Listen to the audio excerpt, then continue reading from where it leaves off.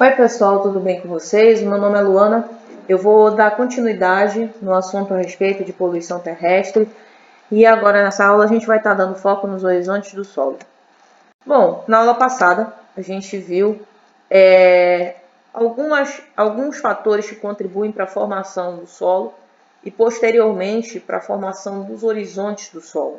Então a gente viu que o clima, a natureza dos organismos, a rocha ou o material de origem e o relevo são relevantes para essa formação dos solos, e ao longo do tempo, com a idade do solo, serão formados os horizontes e tudo mais, como a gente agora vai ver nesse momento. Essa primeira figura aqui, pessoal, eu resolvi mostrar de uma forma bem didática como que seria a formação desses horizontes. Então, quando a gente vê um ambiente com determinadas condições de relevo, de organismos presentes e também de material origem, que pode ser a rocha-mãe no caso, pode ser nomeado como rocha-mãe, o intemperismo ele vai aumentando continuamente a profundidade do solo, como a gente pode até ver nessa figurinha, a velocidades crescentes. E também isso sendo contribuído pela pluviosidade, umidade e temperatura do ecossistema. O solo que é formado na superfície, ele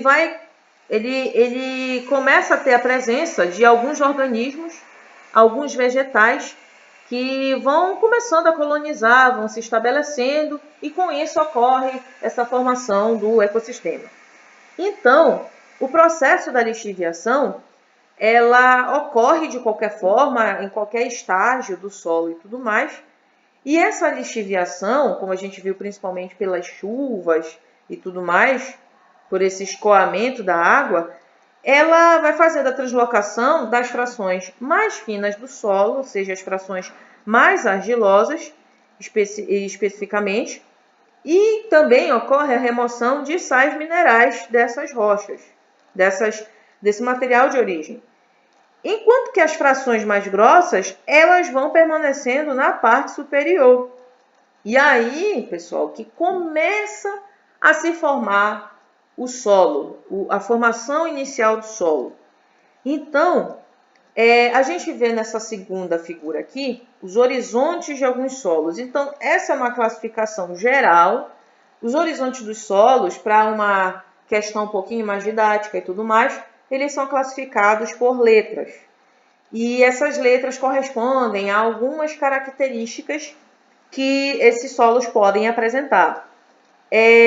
Só que essas letras, elas são melhor diferidas, esses horizontes são melhor identificados, no caso, quando o solo ele atinge o seu clímax. Então, por exemplo, quando a gente vê a primeira figura, a gente só vê que na quarta figura, que tem o horizonte A, B, C e a rocha-mãe, é que a gente consegue diferir, e também o horizonte O, no caso, que a gente consegue diferir direitinho quais são os horizontes do solo, mas a gente vê que anteriormente não daria para diferir tanto assim, não seria tão fácil de ser identificado.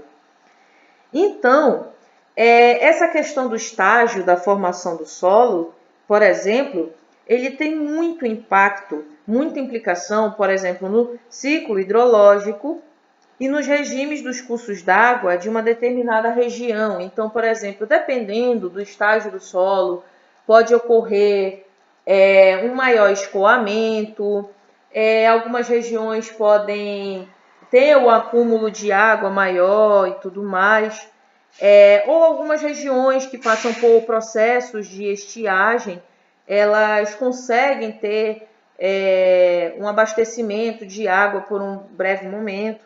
Também a gente vê que o estágio da formação do solo, ele influencia na natureza agrícola, na fertilidade do solo. Então, dependendo do manejo do solo, isso pode ser influenciado, dependendo se um horizonte orgânico, no caso a camada O, o horizonte O está um pouquinho maior, pode ser mais fácil haver uma maior fertilidade ou não. Então, tudo isso influencia.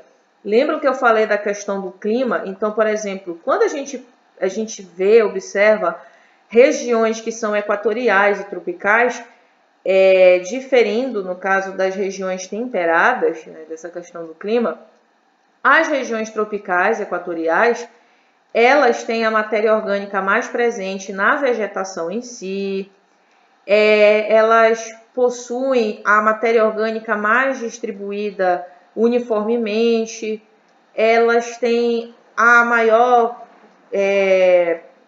taxa de fotossíntese, enquanto que nas regiões temperadas a gente consegue encontrar o horizonte orgânico bem mais espesso e também a gente vê que a matéria orgânica ela está presente no solo, ao invés das plantas em si. Então, isso também contribui, né? Isso é o que? É contribuído pelos horizontes do solo. Então, pessoal, era isso que eu queria trazer para vocês. Então, nessa formação dos horizontes, é que a gente pode classificar os solos quanto à sua cor, à sua textura, porosidade, estrutura, a consistência. Então, pessoal, essas características que são ecologicamente relevantes do solo, nós iremos ver na próxima aula. Então, pessoal, era isso que eu queria trazer para vocês. Grande abraço. Qualquer dúvida vocês podem deixar nos comentários do vídeo. E é isso, pessoal. Até a próxima. Valeu pela atenção.